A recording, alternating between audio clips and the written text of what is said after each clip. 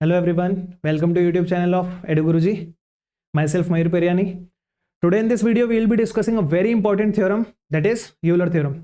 इस थ्योरम के ऊपर हम हर मैनेजमेंट एंट्रेंस में एग्जाम्स में क्वेश्चंस देखते हैं, लाइक कैट हो गया, आईपी मैट हो गया. कैट में तो इसी साल तीनों स्लॉट्स में इसके ऊपर क्वेश्चन आया है. आईपी मैट हो गया, स्नैप हो गया, एनमैट हो गया, सी मैट हो गया.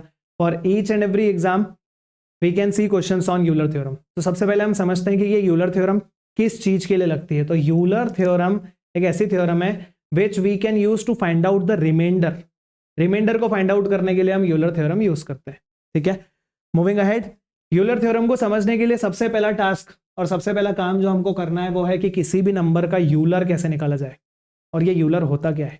ठीक है, लेट्स से हम एक एग्जांपल से इसको समझते हैं. लेट्स से हमने एक नंबर लिखा 10. हमको इस नंबर का क्या निकालना है, यूलर. किसी भी नंबर का अगर यूलर निकालना है तो सबसे पहले हम इस नंबर का प्राइम फैक्टराइजेशन कर देंगे. बहुत बेसिक सा नंबर है, प्राइम फैक्टराइजेशन ऐसे करने की जरूरत नहीं है, बट स्टिल मैं एक बार करके दिखा रहा हूं. तो सबसे पहले हमने 10 को लिख दिया 2 × 5. प्राइम फैक्टराइजेशन करने के बाद हमको किसी भी नंबर का अगर यूलर निकालना है तो यूलर के लिए हम ऐसा लिखते हैं, Euler of 10 is equals to, जिस भी नंबर का हम यूलर निकाल रहे हैं पहले उस नंबर को लिखो, फिर जो हमारा पहला प्राइम नंबर आया है उसको इस तरीके से लिखो 1 - 1/2. दूसरा जो प्राइम नंबर आया है 5, उसको ऐसा लिखो 1 - 1/5. जितने भी प्राइम नंबर्स आएंगे उसको हम इस तरीके से लिखेंगे. कभी हमारे पास 2, 3, 5 तीन नंबर्स आ गए तो हम लिखेंगे 1 - 1/2 into 1 - 1/3 into 1 - 1/5 and so on. ठीक है, इसको हम सिंप्लीफाई करते हैं तो क्या आ जाएगा 10 इंटू 1 में से 1/2 गया, 1/2 बचा, 1 में से 1/5 गया, 4/5 बचा, 2 इंटू 5, 10 से 10 कैंसिल हो गया, वैल्यू आ गई 4. तो 10 का जो यूलर है इसको हम टोशेंट भी बोलते हैं, TOTIENT, इसको हम टोशेंट भी बोलते हैं. तो 10 का जो टोशेंट है, 10 का जो यूलर है वो है 4. अब सबसे पहले यूलर निकाला कैसे वो तो समझ आ गया. एक और एग्जांपल से पहले समझते हैं, फिर हम ये भी देखेंगे कि यूलर का मीनिंग क्या होता है. लेट्स से हमने एक एग्जांपल लिया 210. हमको 210 का यूलर निकालना है तो सबसे पहले हम 210 का क्या करते हैं, प्राइम फैक्टराइजेशन. तो 210 का हम प्राइम फैक्टराइजेशन करेंगे तो 2 से डिवाइड करेंगे, दिस विल बी 105. फिर 3 से करेंगे, दिस विल बी 35. फिर 5 से करेंगे, दिस विल बी 7. और फाइनली 7 से करेंगे, this will be 1. So we can write 210 as 2 × 3 × 5 × 7. और अब अगर हमको 210 का यूलर निकालना है तो हम क्या लिखेंगे, Euler of 210 is equals to, सबसे पहले जिस नंबर का निकाल रहे हैं वही नंबर लिखेंगे, 210 into 1 - 1/2 into 1 - 1/3 into 1 - 1/5 into 1 - 1/7. Now we just have to simplify to find out the euler of this number. So this will be like 210 into 1 - 1/2 will be 1/2, 1 - 1/3 will be 2/3, 1 - 1/5 will be 4/5 and 1 - 1/7 will be 6/7. So 2 into 3 into 5 into 7 ही अभी हमने देखा था जो कि 210 होता है. So this becomes 48. That means 210 का Euler आ गया हमारा 48. अब यूलर निकालना तो हम सीख गए. अब यूलर निकालने से ज्यादा इंपॉर्टेंट चीज जो होती है वो होती है कि ये नंबर सिग्निफाई क्या कर रहा है, ये नंबर बता क्या रहा है. 210 का यूलर 48 है, इसका मतलब क्या हुआ, 10 का यूलर 4 है, इसका मतलब क्या हुआ. बहुत इंपॉर्टेंट चीज है. इस पे यूलर का नाम बिना लिए भी एग्जाम्स में कई बार क्वेश्चन आ जाते हैं. तो यूलर का अब हम मीनिंग समझते हैं कि इसका मतलब क्या है. हम 10 की बात करते हैं. 10 से छोटे कौन कौन से नंबर से हम एक बार ये लिखते हैं. तो 10 से छोटे नेचुरल नंबर्स होते हैं 1 2 3 4 5 6 7 8 9. All these are natural numbers that are less than 10.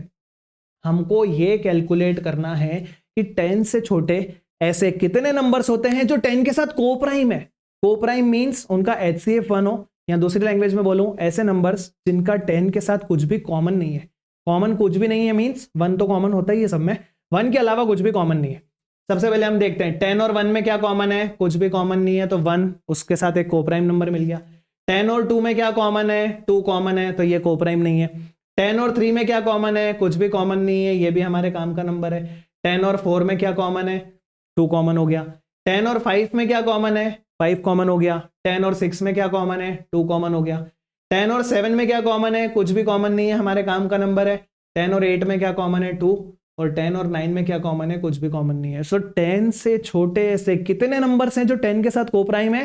1 2 3 4, और यही ये नंबर बताता है। तो यूलर थ्योरम तो ठीक है, नो डाउट एक इंपॉर्टेंट पॉइंट है, बट यूलर थ्योरम के साथ ही ये भी एक बहुत इंपॉर्टेंट पॉइंट है कि 10 का यूलर अगर 4 है तो ये 4 क्या सिग्निफाई कर रहा है? हमारे सामने एग्जाम में डायरेक्ट ऐसे क्वेश्चंस आ जाते हैं कि 100 से छोटे ऐसे कितने नंबर्स हैं जो 100 के साथ कोप्राइम है। तो 100 से छोटे ऐसे कितने नंबर हैं जो 100 के साथ कोप्राइम है, ये पता करने के लिए हम 100 का क्या निकाल सकते हैं? यूलर निकाल सकते हैं। और जो भी यूलर का नंबर आएगा that will B our answer. वो सारे नंबर्स जो 100 के साथ कोप्राइम है, वो सारे नंबर्स का जो नंबर है, मतलब जो हमको ये नंबर मिलता है, दिस नंबर रिप्रेजेंट्स कि वो उस पर्टिकुलर नंबर का यूलर है, या फिर हम ऐसा बोल सकते हैं कि उतने नंबर्स हैं जो 100 के साथ कोप्राइम है। तो सबसे पहली अंडरस्टैंडिंग हमको ये बहुत क्लियरली होनी चाहिए। चलो अब हम बात करते हैं, लेट से 17 का यूलर निकालो। 17 का यूलर, ये मैंने प्राइम नंबर लिया है, यहां पर प्राइम नंबर को लेकर एक छोटा सा जनरलाइजेशन है, वो क्या है वो हम समझते हैं। 17 का हमने यूलर निकालना है, तो 17 का यूलर निकालने के लिए सबसे पहले हम 17 का प्राइम फैक्टराइजेशन करेंगे, तो वो तो 17 में ही ब्रेक हो जाएगा। तो अब हम इसको कैसा लिखेंगे? 17 इंटू 1 माइनस 1/17, जिसको हम सिंप्लीफाई करेंगे तो this will become like 17 into 16/17, 17 cut गया, क्या बचा? 16। दैट मीन्स 17 का यूलर कितना आ गया? 16। किसी भी प्राइम नंबर का यूलर हमेशा उस नंबर से एक छोटा ही होता है, ऐसा क्यों? तो उसके लिए अब उसकी डेफिनेशन समझो। डेफिनेशन मींस उसका रिलेवेंस क्या है। प्राइम नंबर 17 से छोटे कौन कौन से नंबर्स होते हैं? 1 से 16 तक सब। अब हमको ये पता करना है कि 17 से छोटे ऐसे कौन कौन से या कितने नंबर्स हैं जो 17 के साथ कोप्राइम है। तो यार अगर 17 एक प्राइम नंबर है तो प्राइम नंबर से छोटे तो जितने भी नंबर होंगे वो सभी उसके साथ कोप्राइम होंगे। दैट मीन्स अगर 17 से छोटे 16 नंबर्स हैं तो वो 16 के 16 ऐसे नंबर्स होंगे जिनका 17 के साथ कुछ कॉमन ही नहीं होगा। 1 और 17 में क्या कॉमन है? सिर्फ 1। 2 और 17 में क्या कॉमन है? सिर्फ 1। 3 और 17 में क्या कॉमन है? 1। सिमिलरली 4 और 17 में क्या कॉमन है? 1। 5 और 17 में क्या कॉमन है? 1। इसका मतलब क्या हुआ? 17 से छोटे जो 16 नंबर्स है ना, वो 16 के 16 नंबर्स ऐसे हैं जो 17 के साथ कोप्राइम है। इसीलिए 17 का जो यूलर हो गया या 17 का जो टोशंट हो गया वो हो गया 16। और from here we can generalize कि किसी भी प्राइम नंबर का अगर हम यूलर निकाल रहे हैं या टोशंट निकाल रहे हैं तो that will be p-1, where p is that number only. मेरे से 5 का यूलर पूछा जाएगा, दैट विल बी 4। मेरे से 11 का यूलर पूछा जाएगा, दैट विल बी 10। मेरे से 31 का यूलर पूछा जाएगा, that will B 30। But prime number अगर है तो उसका यूलर हमेशा उस नंबर से एक छोटा होता है। सो आई गेस यूलर क्या होता है, कैसे निकालते हैं, ये चीज सबको समझ में आ गई है। तो अब यूलर को समझने के बाद अब हम एग्जैक्टली मूव कर सकते हैं किस पर? यूलर थ्योरम पर। अब यूलर थ्योरम क्या होती है वो समझते हैं। लेट्स से हमने एक क्वेश्चन लिखा 2 to the power 17 mod 13, हमको इसकी वैल्यू निकालना है। 2 to the power 17 mod 13। I guess सभी को मॉड के बारे में पता होगा। ये एक छोटा सा एब्रीवेशन है। पूरे स्टेटमेंट को लिखने की बजाय हम ऐसा लिखते हैं कि 2 की पावर 17 को जब 13 से डिवाइड करेंगे तो क्या रिमाइंडर मिलेगा। और इसको हम एक और तरीके से लिखते हैं, इसको हम ऐसा भी लिखते हैं कि 2 की पावर 17 को जब 13 से डिवाइड करेंगे तो क्या रिमाइंडर बचेगा। ये हमारा क्वेश्चन है। तो अब इस टाइप के क्वेश्चन को सॉल्व करने के लिए ऑल्दो मेरे जो प्रीवियस वीडियो है उसमें मैंने पेयरिंग वाला एक मेथड बताया था, वो मेथड तो हम यहाँ भी लगा सकते हैं। बट अपार्ट फ्रॉम दैट इस पर्टिकुलर वीडियो में हम यूलर थ्योरम सीख रहे हैं। तो यूलर थ्योरम के लिए हमको बहुत अच्छे से एक कंडीशन समझनी पड़ेगी कि किस टाइप के क्वेश्चंस में यूलर लगता है। तो यूलर लगाने के लिए हमारा ये जो नंबर है इसमें ये जो बेस है 2 और जिस नंबर से हम डिवाइड कर रहे हैं 13, ये दोनों नंबर्स कोप्राइम होने चाहिए। दैट मीन्स अगर मैं ऐसा लिखूं a to the power b mod c, then the very important and the only restriction or we should say only condition is कि a और c क्या होने चाहिए? कोप्राइम। अगर a और c कोप्राइम है then only we can apply Euler theorem, otherwise हम Euler theorem नहीं लगा सकते। और बहुत सारे रिमाइंडर्स के ऐसे क्वेश्चंस बनते हैं जहां पर ये वाली कंडीशन तो मैच करी जाती है। So in order to apply Euler theorem, what is the condition that we have to check? हमको सिर्फ ये चेक करना है कि जो नंबर बेस में लिखा है और जिस नंबर से हम डिवाइड कर रहे हैं अगर ये दोनों कोप्राइम है then we are in a complete situation to apply Euler theorem। और यहां पर इस पर्टिकुलर एग्जांपल को देखकर हम बोल सकते हैं कि हाँ 2 की पावर 17 mod 13 में 2 और 13 जो है वो कोप्राइम है, that means we can apply Euler theorem. अब यूलर थ्योरम कैसे लगती है वो हम समझते हैं। यूलर थ्योरम लगाने के लिए हमको क्या करना है, सबसे पहले जो बेस है वो एज इट इज लिखो, जिससे डिवाइड करना है वो लिख दो और इनका रिमाइंडर निकाल लो। मतलब 2 को जब 13 से डिवाइड करेंगे तो क्या रिमाइंडर आएगा वो निकालना है, और इस पूरे की पावर में हम लिखेंगे जो नंबर पावर में लिखा है, डिवाइडेड बाय जिस नंबर से हम डिवाइड कर रहे हैं उसका हम ले लेंगे टोशंट और इसका भी ले लेंगे रिमाइंडर। बस ये थोड़ा सा स्ट्रक्चर हमको ध्यान रखना है, क्योंकि इस स्ट्रक्चर के बाद सिर्फ हमको एक ही चीज की एक्स्ट्रा नीड पड़ती है, दैट इज कि किसी भी नंबर का यूलर कैसे निकाला जाए, और वो तो हमको आता है। तो सिर्फ ये थोड़ा सा स्ट्रक्चर अगर हमको पता है ना, तो हम इस क्वेश्चन को बहुत आराम से, इस टाइप के क्वेश्चन को बहुत आराम से सॉल्व कर सकते हैं। ठीक है, समझते हैं, एक दो एग्जाम्पल्स और होंगे, बहुत अच्छे से क्लैरिटी हो जाएगी। 2 को जब 13 से डिवाइड करेंगे तो क्या रिमाइंडर बचेगा, तो 2 ही बचेगा। जब किसी ऐसे नंबर को डिवाइड करते हैं जो ऑलरेडी छोटा हो तो वही नंबर एज इट इज बच जाता है। यहां पर अगर मैं 10 को भी 13 से डिवाइड करूंगा तो 10 ही बचेगा, बट अगर 13 से बड़ा नंबर आ गया तो फिर मेरे को एक बार डिवाइड करके फिर रिमाइंडर निकालना पड़ेगा। ठीक है, so this will be 2 and power में कितना आएगा 17 अपॉन 13 का यूलर। अब 13 एक प्राइम नंबर है और अभी हमने डिस्कस करा कि प्राइम नंबर का यूलर क्या होता है, उस नंबर से एक छोटा, दैट मीन्स इसका यूलर कितना हो जाएगा 12, और हमको इसका भी क्या चाहिए, रिमाइंडर। तो जब 17 को 12 से डिवाइड करेंगे तो क्या रिमाइंडर बचेगा, 12 बन जा 12, remainder will be nothing but 5। तो ये जो वैल्यू आएगी ये हमको पावर में लिखना है। तो अब बस हमारा ये क्वेश्चन बन चुका है, 2 की power 5 mod 13, this is our question. बस अब यही क्वेश्चन हमको सॉल्व करना है और कुछ भी नहीं करना है। चलो सॉल्व करते हैं। 2 की पावर 5 हमको पता है कितनी होती है, 32। 32 को जब 13 से डिवाइड करेंगे तो 13 इंटू 2 होता है 26, remainder will be 6। This is the answer to this question. बस इतना ही करना है। एक एग्जाम्पल और लेते हैं। एक एग्जाम्पल अगर हम और लें तो उस एग्जाम्पल में हम देखते हैं कि कैसे सॉल्व करना है। 3 की पावर लेट से 51 mod 5, let's solve this question. ठीक है, अब इस क्वेश्चन को हम सॉल्व करते हैं। तो सबसे पहले 3 और 5, क्या हम देख पा रहे हैं ये दोनों नंबर कोप्राइम है? हाँ बिल्कुल। अगर ये दोनों नंबर कोप्राइम है then we are in a situation to apply Euler theorem. चलो यूलर थ्योरम लगाते हैं। क्या हो जाए, कैसे लगेगी यूलर थ्योरम, 3 डिवाइडेड बाय 5 से मिलने वाला रिमाइंडर, इसकी पावर में हम क्या लिखेंगे, 51 डिवाइडेड बाय यूलर ऑफ 5 और इसका भी रिमाइंडर। बस इतना हमको काम करना है, ये स्ट्रक्चर हमको सीखना है जिससे हम बहुत इजीली क्वेश्चन सॉल्व कर सकते हैं। तो 3 को जब 5 से डिवाइड करेंगे undoubtedly again the remainder will be 3। मैंने अभी बताया था जब छोटे नंबर को डिवाइड कर रहे हैं तो रिमाइंडर वही आएगा। जो डिविजर है, डिविजर से अगर बड़ा नंबर है then we will have to divide it, but अगर नंबर ऑलरेडी डिविजर से छोटा है तो वही रिमाइंडर बचेगा। पावर में क्या आएगा, 51 डिवाइडेड बाय यूलर ऑफ 5। अब 5 का यूलर, तो 5 हमको फिर से पता है कि प्राइम नंबर है, और 5 का यूलर कितना हो जाएगा 4। तो 51 को 4 से डिवाइड करके हमको रिमाइंडर चाहिए। 51 को 4 से डिवाइड करेंगे तो कितना आएगा, 4 into 12 is 48, remainder will be 3। तो इतने पूरे की वैल्यू कितनी हो गई, 3। So write 3 here and our question becomes 3 cube mod 5। बस अब हमारा ये क्वेश्चन बच गया। 3 क्यूब तो हमको पता है कितना है, 3 to the power 3 is 27 mod 5 and 27 mod 5 will be 5 into 5 is 25, remainder will be 2. So 2 is the answer to this question. I hope समझ में आ रहा होगा। सिर्फ एक स्ट्रक्चर ध्यान रखना है और किसी भी नंबर का यूलर कैसे निकालना है वो ध्यान रखना है। कुछ यूलर्स ऐसे होते हैं जैसे 10 हो गया, 10 का यूलर होता है 4, 100 हो गया, 100 का यूलर होता है 40। ये दो नंबर्स याद रख लेने चाहिए हमको। यूलर या फिर ऐसा लिखें, totient of 10 is equal to 4 and totient of 100 is equal to 40। ये दो नंबर्स याद रख लेने चाहिए। क्यों? क्योंकि इसके ऊपर क्वेश्चंस थोड़े से और ज्यादा फ्रिक्वेंटली बनते हैं। I hope this is clear. Let's move to some questions. अब ये क्वेश्चन हमारे सामने जो लिखा है, when 100 to the power 100 is divided by 7 the remainder is। पहला ही क्वेश्चन मैंने डायरेक्ट कौन से एग्जाम का उठा लिया, जो इसी साल 2024 में, दैट मींस स्लॉट 1 में आया है। ये इस बार इन्होंने कैट वालों ने तीनों स्लॉट्स में एक एक क्वेश्चन रिमाइंडर पे दिया और वो तीनों ही क्वेश्चन एकदम डायरेक्ट क्वेश्चंस थे यूलर के। मतलब these questions are like sitters, इससे इजी क्वेश्चन शायद नहीं हो सकते हैं, ऐसे क्वेश्चंस बना दिए उन्होंने। और देखना कि कितने एफर्ट्स लग रहे हैं हमको। सबसे पहले हमारा क्वेश्चन लिखा हुआ है 10 to the power 100। मैं इसको पूरा स्टेटमेंट नहीं लिखते हुए हमारे इसी फॉर्मेट में लिख रहा हूं, 10 to the power 100 mod 7। ये हमारा क्वेश्चन है। सबसे पहले हम देखो कि क्या यहां पर हम यूलर लगा सकते हैं।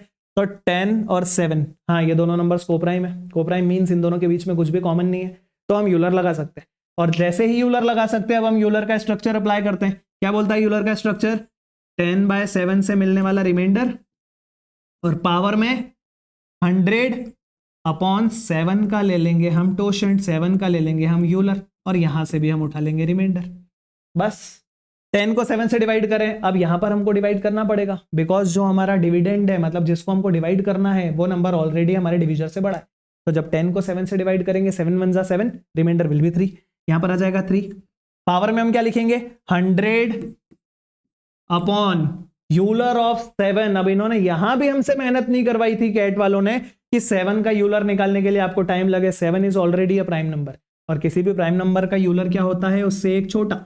इसका रिमाइंडर उठा लेते हैं, तो 6 के टेबल में 16 बार आ जाएगा 96, रिमाइंडर विल बी 4, मतलब इसकी वैल्यू हो गई 4, और ये 4 को हम लिख देंगे पावर में mod 7। Now this becomes our question, और इस क्वेश्चन को तो ओरली सॉल्व किया जा सकता है। 3 to the power 4 is 81 mod 7। 7 के टेबल में 11 बार आ जाएगा 77, remainder will be 4। That's it, question solve हो गया। इतने इजी क्वेश्चंस इस बार कैट में पूछे गए हैं। डायरेक्ट यूलर थ्योरम पे क्वेश्चन आ गया। This is the question that was asked in slot number 1।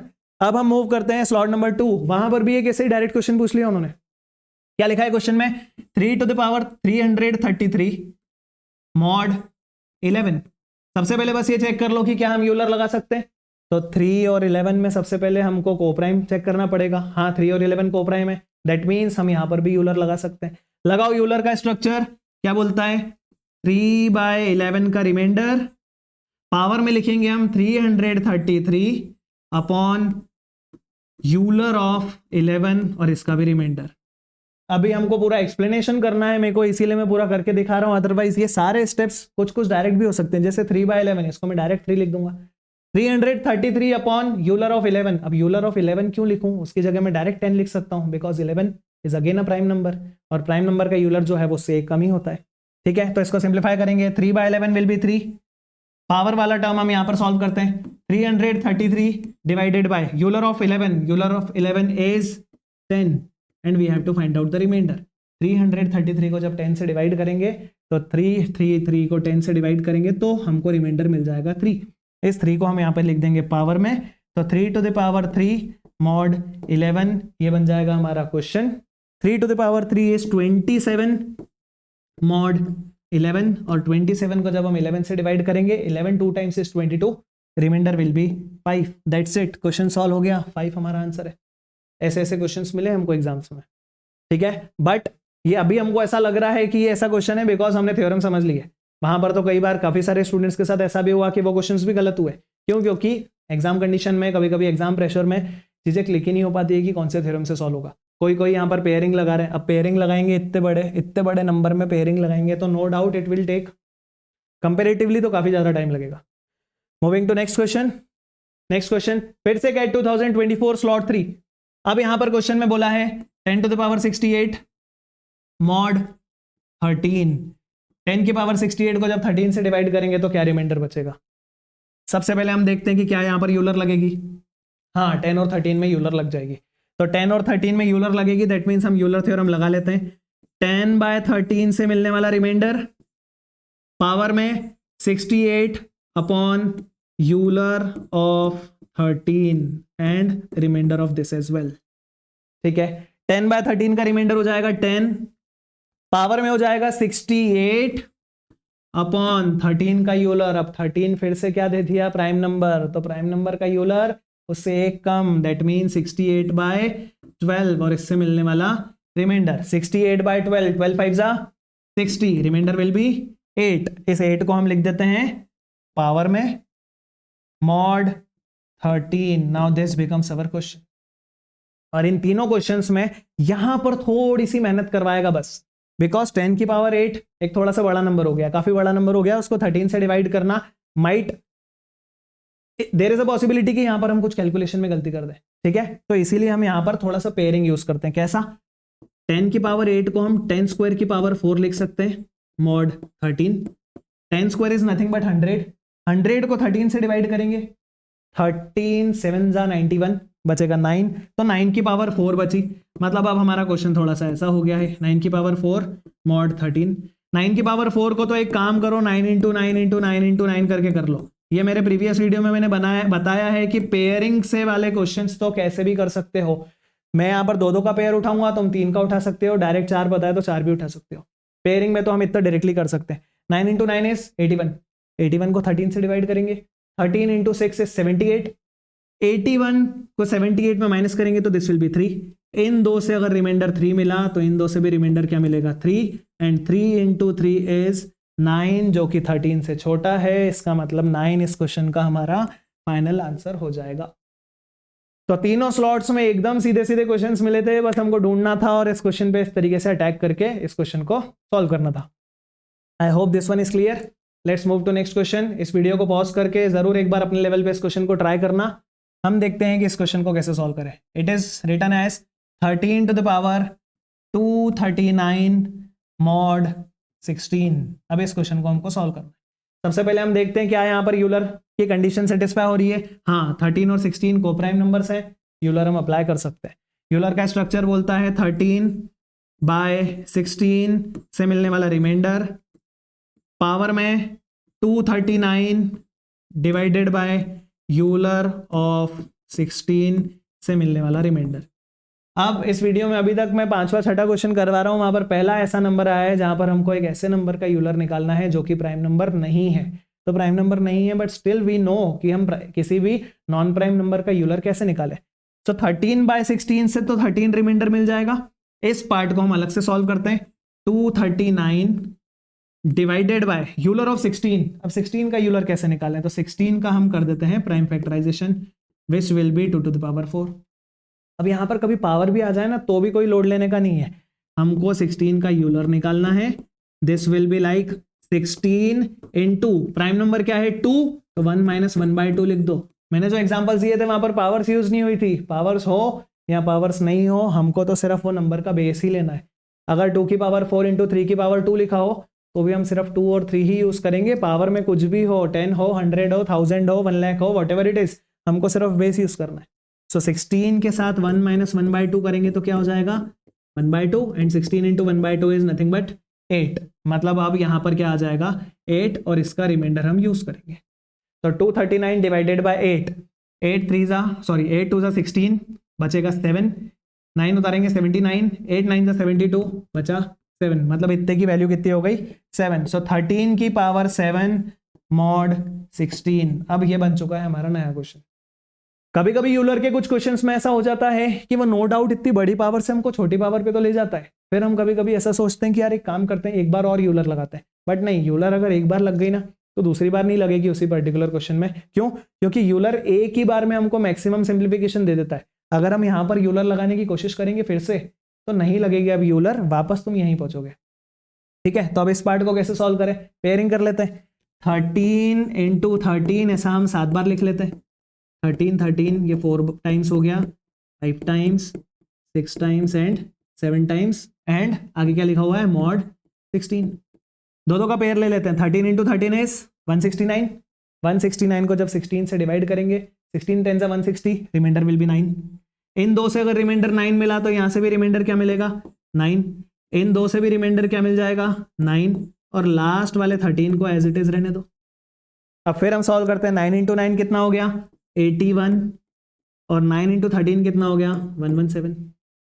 81 को जब हम 16 से डिवाइड करेंगे तो 16 इंटू 5 होता है 80, रिमाइंडर विल बी 1 इंटू 117 को 16 से डिवाइड करते हैं, लास्ट काम हो जाएगा हमारा। 16 इंटू 7 इज 112।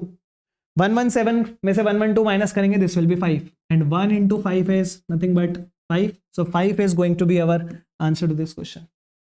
इवन कंपेयर किया होगा तो पिछले 3 क्वेश्चंस की कंपैरिजन इस क्वेश्चन में थोड़ी सी ज्यादा मेहनत थी, तो कैट में इससे भी ज्यादा इजी क्वेश्चंस आ गए थे। बस एक चीज बहुत अच्छे से ध्यान रखना कि यूलर की कंडीशन क्या है, वो हम कैसे सॉल्व कर रहे हैं। और कभी कभी ऐसा होता है कि after applying Euler as well हमको आगे थोड़ी सी मेहनत करनी पड़ती है, पेयरिंग बना बना के सॉल्व करना पड़ता है। ऐसी सिचुएशन हमारे सामने कभी कभी एग्जाम्स में क्वेश्चंस में मिलती है। I hope this one is clear. Moving to the next question, let's see next question क्या बोल रहे हैं। Find the unit digit of 43 की पावर 10। अब तो में से कुछ को ऐसा लग रहा होगा कि ये क्वेश्चन हमने यहाँ कैसे ले लिया, मतलब रिमाइंडर्स पढ़ रहे हैं बट यूनिट डिजिट का क्वेश्चन कैसे ले लिया। नो डाउट मैं इस क्वेश्चन को यूनिट डिजिट से भी बहुत इजीली सॉल्व कर सकता हूं, ठीक है। बट हम यहां पर ये सीखना चाह रहे हैं कि यूनिट डिजिट का क्वेश्चन है उसको रिमाइंडर से कैसे सॉल्व करते हैं। तो एक छोटा सा एप्लीकेशन समझो। अगर मैं यहां पर बोलता हूं एक छोटा सा मैंने नंबर लिखा 19 का यूनिट डिजिट क्या है 9। अगर मेरे को 19 का यूनिट डिजिट निकालना है तो मैं एक और तरीका फॉलो कर सकता हूं कि मैं 19 को 10 से डिवाइड कर देता हूं। जब मैं 19 को 10 से डिवाइड करूंगा तो रिमाइंडर क्या बचेगा 9। इससे क्या समझ में आया कि अगर हमको किसी भी नंबर की यूनिट डिजिट फाइंड आउट करनी है, अगर हम डायरेक्ट कर पा रहे हैं तो वेल एंड गुड, बट अगर हमको यूलर या फिर रिमाइंडर थ्योरम लगाकर उसको सॉल्व करना है तो जिस भी नंबर की हमको यूनिट डिजिट फाइंड आउट करनी है हम उस नंबर को 10 से डिवाइड कर दो, और 10 से डिवाइड करके जो रिमाइंडर आएगा ना वही हमारा उस नंबर की क्या होगी यूनिट डिजिट होगी। देयर इज अ पॉसिबिलिटी कि तुम लोग को ऐसा फील हो कि इससे जल्दी तो यूलर से हो जाए, इससे जल्दी तो यूनिट डिजिट से हो जाएगा। आई अग्री, बिल्कुल होगा, बट कुछ क्वेश्चंस में ऐसा होता है कि यूनिट डिजिट से सॉल्व करना कभी कभी टाइम कंज्यूमिंग हो जाता है as compare to that by using this method. तो यहां से हम क्या जनरलाइज कर रहे हैं, किसी भी नंबर का अगर यूनिट डिजिट निकालना है उस नंबर को 10 से डिवाइड करके रिमाइंडर उठा लो। तो ये क्वेश्चन मैंने यहां पर इसीलिए लिया है कि अगर इस नंबर का यूनिट डिजिट निकालना है तो मैं इस नंबर को 10 से डिवाइड करके यूलर निकालूंगा। अब मैं चेक करता हूं 43 और 10 क्या यहां पर ये दोनों नंबर को प्राइम है, हाँ है, तो हम यहां पर यूलर लगा सकते हैं। यूलर लगाएंगे तो 43/10 से मिलने वाला रिमाइंडर पावर में 10 अपॉन यूलर या फिर टोशेंट ऑफ 10, और इसका भी क्या उठाना है रिमाइंडर। 43 को 10 से डिवाइड करेंगे, 10 into 4 is 40, remainder will be 3। Power में 10 अपॉन यूलर ऑफ 10, अभी मैंने बताया था 10 और 100 के यूलर को याद रख लेना। 10 का यूलर कितना हो जाएगा 4। जब मैं 10 को 4 से डिवाइड करूंगा the remainder is going to be 2, और इस 2 को हम लिख देते हैं यहां पावर में। सो 3 की power 2 mod 10 is our new question, is our simplified question। 3 की पावर 2 कितना हो गया 9, and 9 is already less than 10, that means 9 is the final answer to this question। बस इस पर्टिकुलर क्वेश्चन में सबसे बड़ी लर्निंग जो मैं यहां पर देना चाह रहा था वो ये कि अगर यूनिट डिजिट का क्वेश्चन है then we can apply remainders as well by dividing that number by 10 and using the reminder.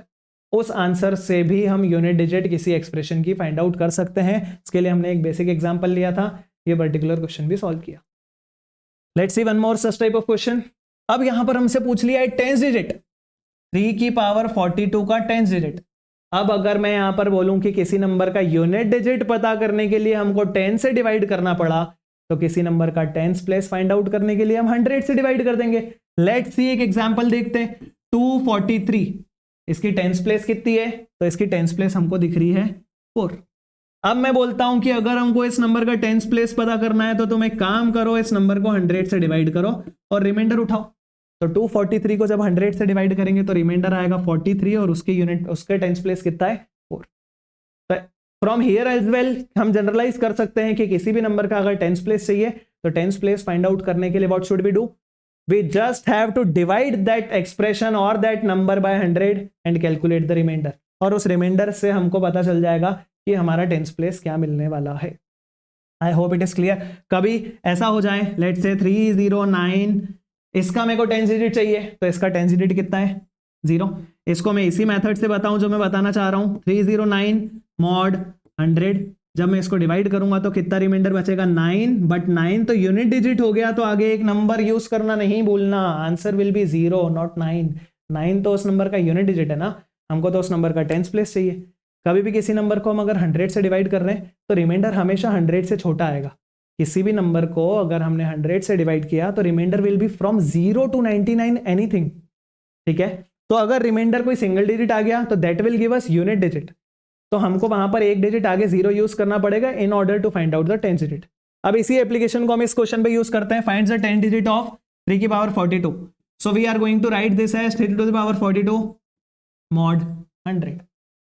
सबसे पहले चेक करते हैं यूलर लगेगा कि नहीं। हाँ 3 और 100 को प्राइम है, यूलर लग जाएगा। यूलर का स्ट्रक्चर बनाते हैं, 3/100 से मिलने वाला रिमाइंडर पावर में 42/100 का टोशेंट या 100 का Euler.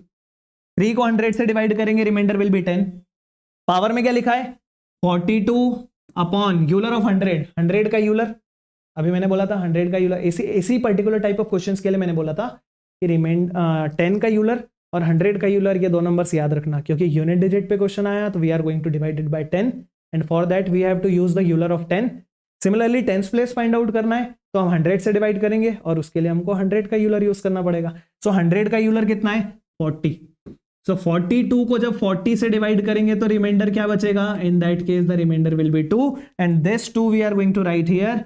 So 3 to the power 2 mod 100 is 9. So 9 will be the answer to this question. I hope this one is clear as well.